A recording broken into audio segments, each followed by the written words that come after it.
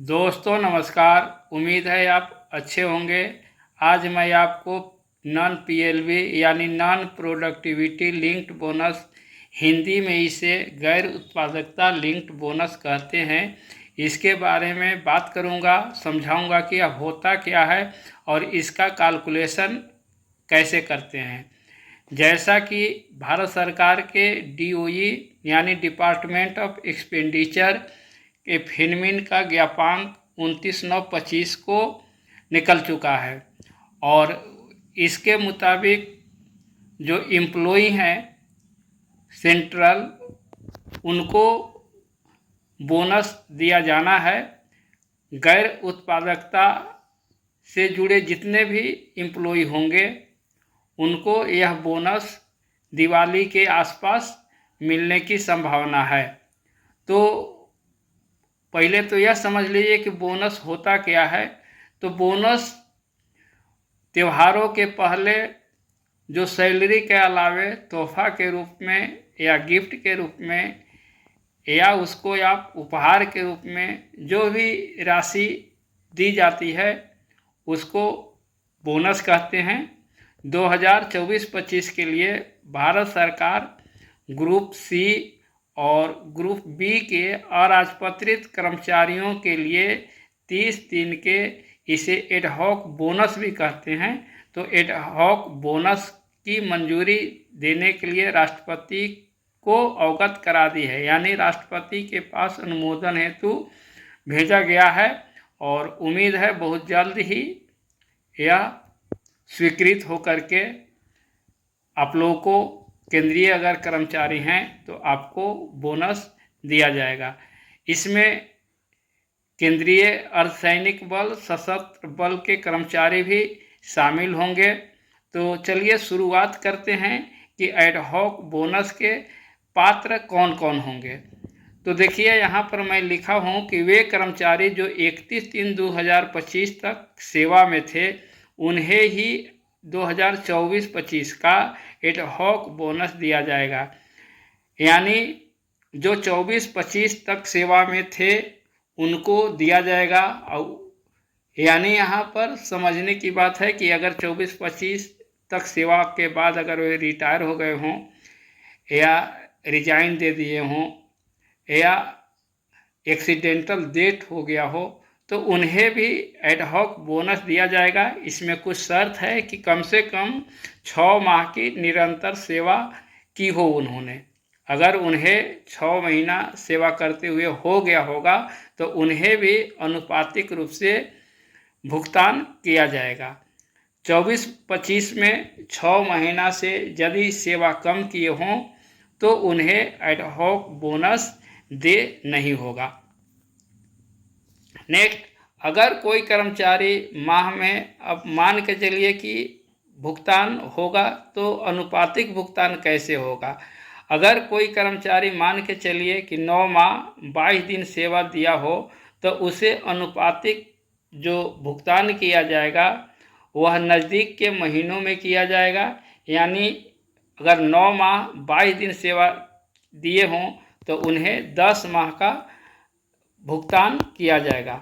पात्रता अवधि सेवा के महीनों की संख्या में पूर्ण संख्या के अनुसार दी जाएगी। ऐसा नहीं कि दिनों की संख्या के आधार पर फिर आवंटित किया जाएगा, उनको पूर्ण महीना के हिसाब से किया जाएगा। महीनों की संख्या के आधार पर ही दे होगा। यदि आप 12 महीना किए हों तो आपको 30 दिन का मिलेगा और अगर 12 महीना से कम किए हों तो आपको 30 से कम दिनों का कैलकुलेशन गणना किया जाएगा। सपोज दैट किसी कर्मचारी का मान के चलिए कि 7,000 अगर वेतन है, चूँकि यह 6th पे कमीशन के अनुसार है, तो 7,000 रुपया अगर वेतन है और वो 12 महीना अगर वर्क किए हों तो वह 30 दिन के बराबर होता है। तो एडहॉक बोनस का जो सिस्टम है, यानी जो फार्मूला है, उस फार्मूले के हिसाब से, उस सूत्र के हिसाब से 7,000 गुने 30 भागा देना है आपको 30.4। ये दिन की संख्या है, दोनों दिन की संख्या है। तो अगर इससे गुना करेंगे आप 7,000 को 30 से गुना करेंगे और 30.4 से भाग देंगे तो करीब आएगा ये आपको 6,907 रुपये 89 पैसे। लेकिन भुगतान नज़दीक के पूरा रुपए में करना है तो इसका नज़दीक निकटतम जब कीजिएगा तो 6908 रुपये होता है, यानी 6,908 रुपये भुगतान किया जाएगा। अब यहाँ समझने वाली बात है कि 30.4 से ही क्यों भाग दिया गया है। तो 30.4 यहाँ पर आप जो देख रहे हैं 30.4 एक माह में औसत दिवस की संख्या होती है। यानी आप जानते हैं कि साल में 365 दिन होता है, तो 365 दिन में अगर आप 12 से भाग देंगे तो 30.4 दिन ही आएगा, 30.41 आता है। लेकिन यहाँ पर भाग देना है केवल 30.4 से, दशमलव के बाद एक अंक ही लेना है। तो इस प्रकार यहाँ पर गणना कर लेंगे जिनका 30 दिन है। और जैसे अभी हम बात कर रहे थे कि वैसे कर्मचारी जिन्होंने 30 दिन नहीं पूरा हो, यानी पूरे वर्ष सेवा नहीं किए हों, बीच में रिटायर हो गए हों, या किसी कारणवश मृत्यु हो गया हो, या किसी कारणवश रिजाइन दे दिए हों, तो उन्हें भी दिया जाएगा। लेकिन उन्हें कितना दिया जाएगा तो इसके अलग फार्मूला होगा, इसे थोड़ा सा आप देख लीजिए और समझ लीजिए। मासिक परिलब्धि 7,000 हम लोग मान के चल रहे थे।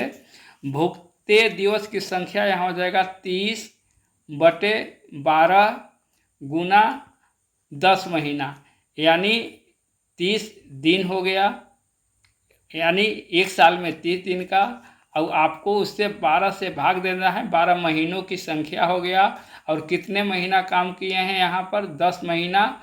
तो इस तरह से जब आप निकालिएगा तो टोटल आएगा आपका 25 दिन।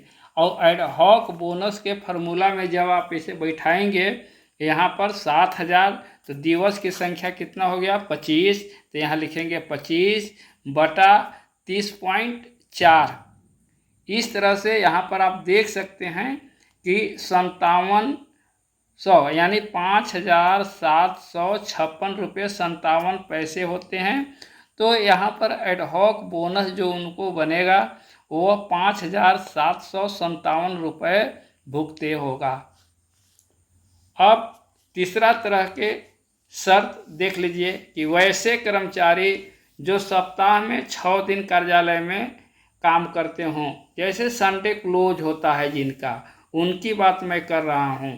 तो वैसे कर्मचारी जो सप्ताह में 6 दिन कार्यालय में 3 वर्ष या उससे अधिक समय तक काम किए हों, लेकिन साल में कम से कम 240 दिन उपस्थित होना होगा। अगर वे साल में 240 दिन की शर्त पूरा करते हों, 3 वर्ष लगातार सेवा किए हों, तो उन्हें भी एडहॉक बोनस दिया जाएगा। मान के चलिए उनका परिलब्धि था 1,200 रुपये, तो 1,200 रुपये को आप वैसे ही कैलकुलेशन करेंगे, 1,200 गुना 30/30.4।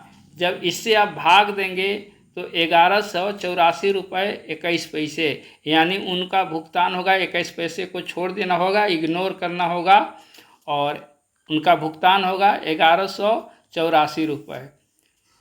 ठीक इसी तरह से वैसे कर्मचारी भी होते हैं जिनका सैटरडे और संडे क्लोज होता है।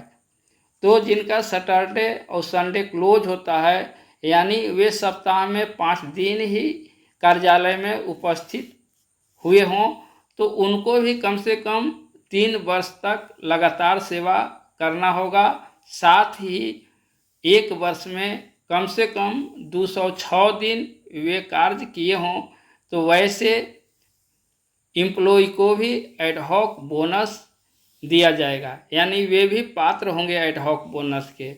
और इसकी गणना भी ऊपर जो दिया हुआ है उसी के अनुसार किया जाएगा, यानी 1,200 गुने 30/30.4। अगर इससे कम बन रहा हो तो उन्हें भी ऊपर वाला फार्मूला के जैसा लागू हो जाएगा। फिर जितना दिन किए हों चलिए, जानकारी अच्छा लगा हो तो लाइक कर दीजिएगा, शेयर कीजिएगा, सब्सक्राइब कीजिएगा। और अगर कहीं कोई कन्फ्यूजन होता हो तो आप कमेंट सेक्शन में कमेंट कर सकते हैं, आप पूछ सकते हैं। और वैसे इसका लिंक मैं इसी डिस्क्रिप्शन में दे दूंगा, वहाँ भी जा कर के आप विस्तृत रूप से पढ़ सकते हैं। चलिए, एक बार पुनः धन्यवाद।